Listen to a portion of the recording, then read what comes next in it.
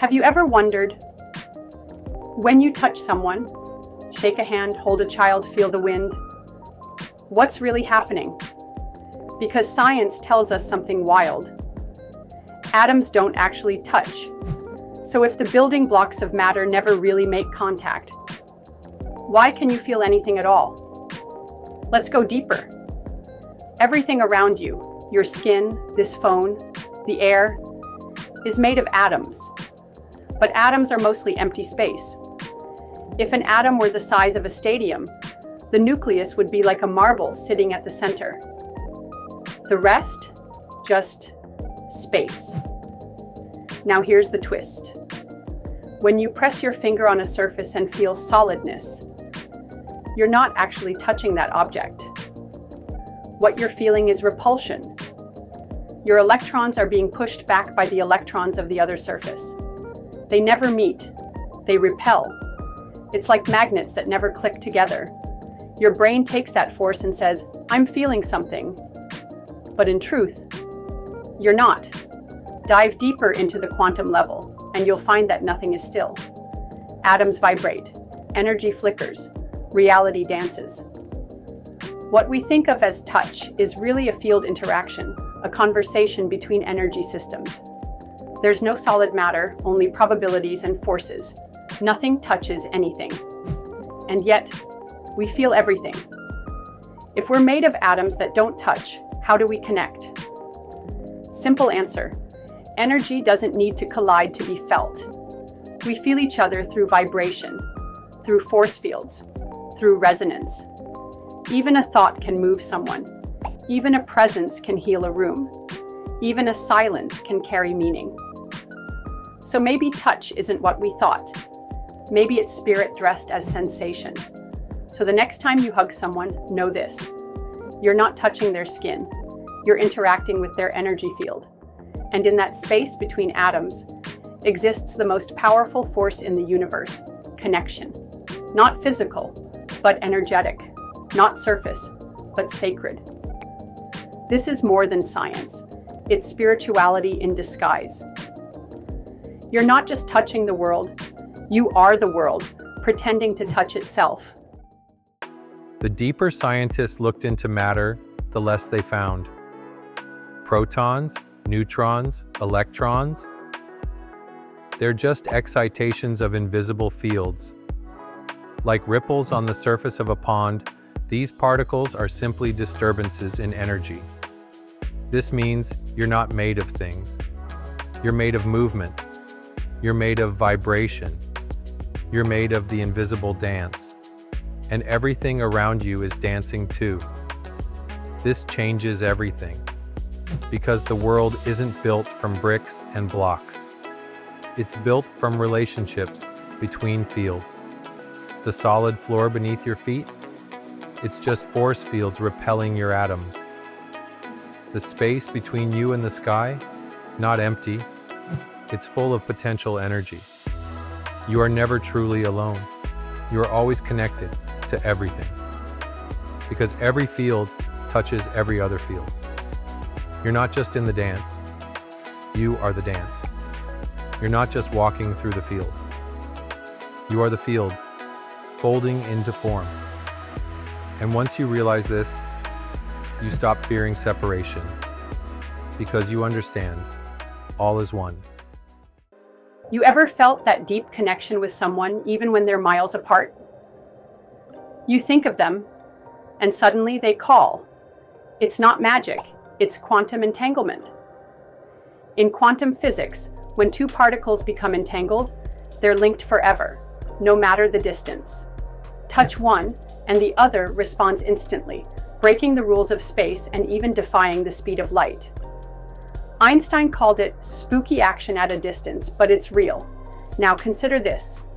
If atoms can entangle, and your body is made of trillions of them, who are you entangled with? That bond with your child, the pull toward your twin flame, the energy shift when someone enters the room, what if it's not just emotional, but quantum? You might be part of a cosmic web of connections that transcends proximity. Spiritual traditions have known this for ages. In Africa, it's Ubuntu. I am because we are. In Asia, it's oneness. All life is interconnected. Quantum physics is finally catching up, revealing that connection isn't broken by space. So, the next time you feel someone in your spirit, trust it. You're not separate. You're entangled. You're part of a quantum heartbeat shared across souls and stars. You ever walk into a room and feel the energy shift, even before a word is said? You're vibing with someone, or suddenly repelled. You call it a feeling, but it's deeper than that. It's vibration. It's frequency. It's you. Because you're not a fixed thing. You're not a machine. You're not even a solid being. You are a vibration. From the smallest atom to the largest galaxy, everything in existence vibrates.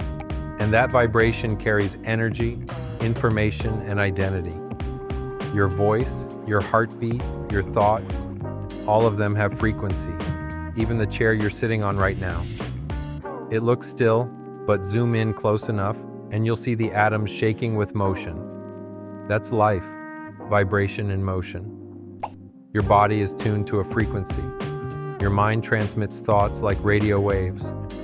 Your heart puts out an electromagnetic field measurable by science. That's why a stressed person can stress you out. A calm person can bring peace. A powerful thought can shift your entire day. Because frequency is contagious. You're not reacting to people's words, you're reacting to their vibration.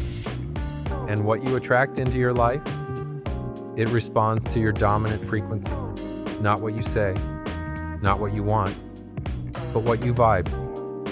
If you raise your frequency, you raise your life. You do that by being mindful of your thoughts, feeding your spirit with love, music, silence, and truth, letting go of low vibration habits, hate, fear, jealousy, ego. The universe doesn't speak English or Spanish. It speaks vibration. So when you align your energy with what you truly desire, the universe responds. It's not superstition, it's resonance. So don't ask, what do I need to do?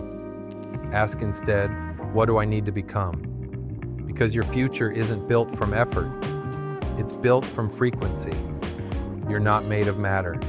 You're made of meaning. You're not a thing. You're a vibration dancing through time. Ever get a random idea that felt like it just appeared? You're walking, thinking about nothing. Then boom, a vision, a solution, a lyric, a breakthrough. Was that your brain making it up? Or your mind tuning in? See, most people think the brain creates thought.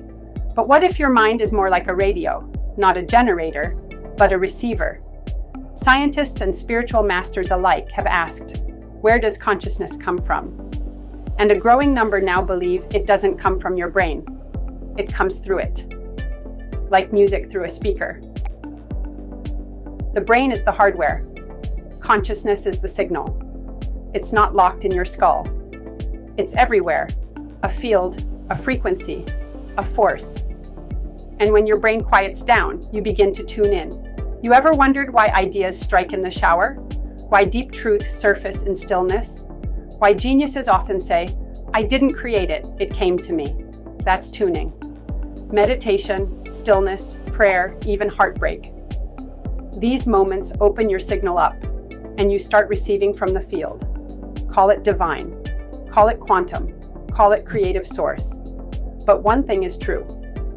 The more aligned your mind, the clearer the message. You don't get great ideas when you're stressed. You get them when you're still, open, present. That's why mental clarity, peace, and purpose matter. Not for good vibes only, but because they're your antenna. And when your frequency rises, you start picking up higher signals, new ideas, deep truths, intuitive warnings, inspired visions. Your mind is more than thought. It's a bridge to the field. So take care of your mind, not just your thoughts, but the space beneath your thoughts, because that space is the receiver. And what you're truly looking for is already out there, broadcasting on a higher channel. All you gotta do is tune in.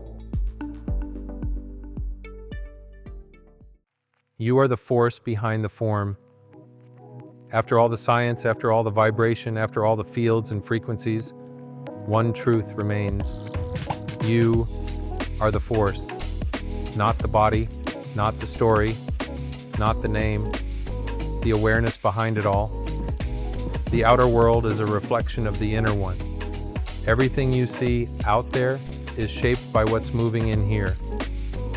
You don't see the world as it is. You see the world as you are.